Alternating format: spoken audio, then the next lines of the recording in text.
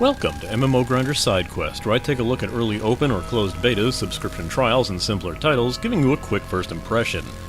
Today I'll be looking at Hide and Shriek, another spin-off title by Funcom set in the Secret World universe, but made as a one-off 1v1 multiplayer game that focuses on jump scares and traps, as you play two magic-wielding children from rival schools competing to scare the crap out of each other. Graphically, the game is sound with some simple physics used. Like Funcom's other Secret World spin-off, last year's The Park, Hide and Shriek uses the Unreal 4 engine to great effect, provided your particular PC will let you run it. I was running on what seemed to be max settings with no noticeable issue.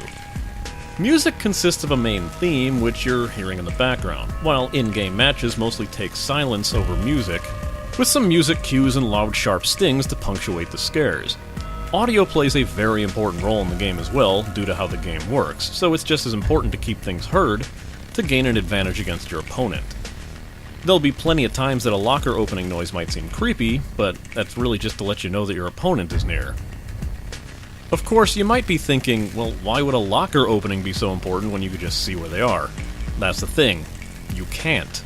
Both you and your opponent are completely invisible, made only visible by your actions or falling for traps, and that's where the meat of this game lies. Essentially, this game is capture the flag. When you spawn into a room, you'll see an altar in front of you in a direction to collect orbs.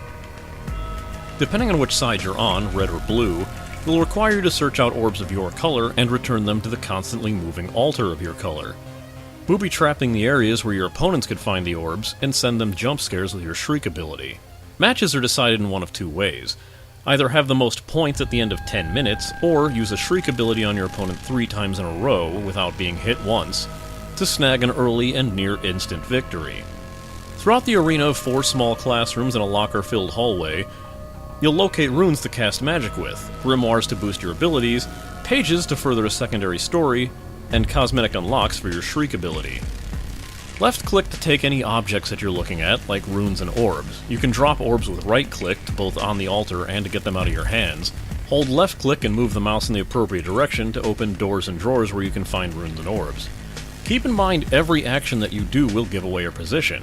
And when you or your opponent's Shriek meter is full, you can press space if you're close enough to them to hit that character with a scary pop-up animation.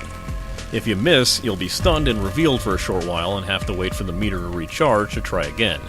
It's dangerous to give away your position in any extent lest you get Jumpscare.EXE'd, which will reset your position on the map and cost you time. Traps can also work as mini scares, as each rune might cause a thing to pop up to scare whoever triggers it, lock a door so it can't be opened, knock you back several feet and stun you, port you to a void maze that you have to escape, and many others that can slow down, stop, or even reveal your opponent through various ways. Runes have a base level and can be combined with up to 2 more runes to create more powerful spells.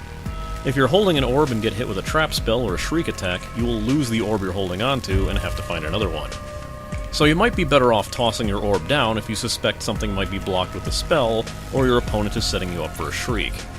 The crux of the gameplay consists of gathering orbs to place onto altars, worth 10,000 points apiece, and you might end up getting frustrated as you uncover orb after orb for your opponent, unable to find any of yours, and after finding one of yours, having to walk across the map to find your altar.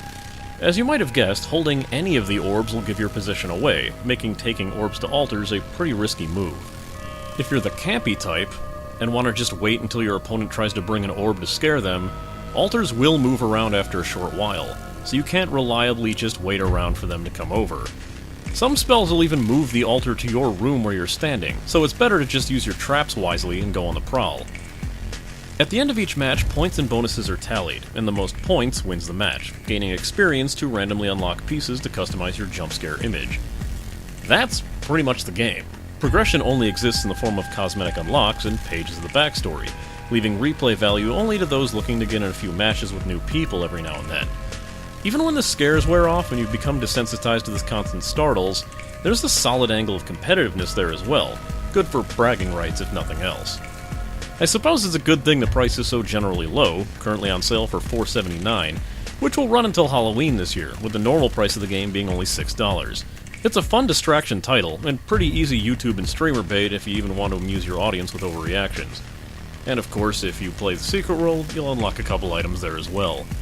This has been an MMO Grinder Sidequest, and it's time I logged out.